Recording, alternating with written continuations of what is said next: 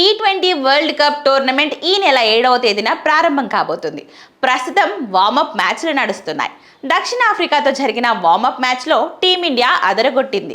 నిర్ణీత 20 ఓవర్లలో 5 వికెట్ల నష్టానికి 240 పరుగులు సాధించింది. అనంతరం బ్యాటింగ్కు దిగిన దక్షిణాఫ్రికా దీన్ని అందుకోలేకపోయింది. 7 వికెట్ల నష్టానికి 210 పరుగులు చేయగలిగింది. 30 పరుగుల తేడా ఘన విజయం సాధించింది భారత్. ఇక టీ20 వరల్డ్ కప్లో భాగంగా ఈ నెల 15వ తేదీన భారత్ను ఢీకొనాల్సి ఉంది పాకిస్తాన్. ఈ మ్యాచ్ను బహిష్కరించాలని పాకిస్తాన్ నిర్ణయం తీసుకుంది.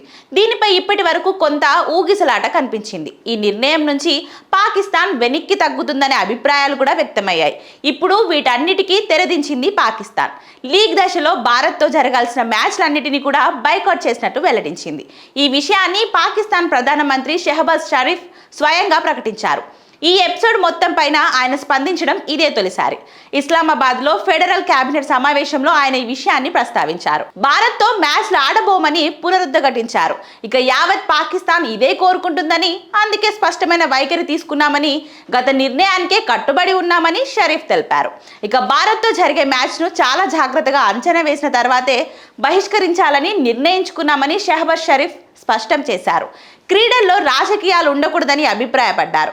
ఈ నిర్ణయం సరైందనని అభివర్ణించారు. ఇక అన్ని కోణాల్లో చాలా జాగ్రత్తగా ఆలోచించిన తర్వాతే భారత్తో మ్యాచ్లను బహిష్కరిస్తున్నామని పేర్కొన్నారు.